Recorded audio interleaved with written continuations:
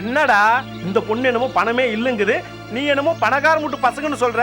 நீங்க சொல்றத எதை நாங்க நம்புறது? அதானே. வேணும்னா எங்க அப்பாவுக்கு ஃபோன் போட்டு தரேன், பேசுங்க சார். போன்ல பிச்சைக்காரன் கூட பணக்கார மாதிரி பேசுவான். யோ, எதுக்கு வளவளன்னு பேசிட்டு இருக்க? நம்ம போட்டோகிராஃபர் கூப்பிடு. கடற்கரையில் கள்ளக்காதல் ஜோடி கைதுன்னு நியூஸ் கொடுத்துருவோம். அப்படி ஏதாவது நியூஸ் வந்தா எங்க மானமே போயிடும் சார். நரேஷ், நீ சும்மா இரு. இவங்களுக்குலாம் நம்ம ஏன் பயப்படணும்? ஆமா, நீ எதுக்கு எங்களை பார்த்து பயப்படணும்னு? பெத்தங்களுக்கு பயப்படாம படிக்கிற வயசுல நடு ரோட்ல ஜோடி போட்டு திரியிற. இத பாரு, நீ யாரு, உங்க அப்பா அம்மா யாரு, உனக்கு கல்யாணம் ஆயிடுச்சா, எல்லா சர்டிபிகேட்டையும் இப்ப எங்களுக்கு கொடு. எங்களுக்கு கல்யாணம் ஆகல சார். என்னது கல்யாணம் ஆகலையா? அப்போ நீங்க என்ன அண்ணன் தங்கச்சியா, அக்கா தம்பியா?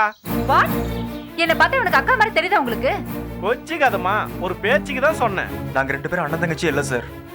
அதுவும் இல்லையா? அப்போ உங்க 2 பேருக்கும் என்னதான் முறை? we are thick friends. திக்கு ஃப்ரெண்ட்ஸோ தண்ணி ஃப்ரெண்ட்ஸோ அத பத்தி எங்களுக்கு கவலை இல்ல.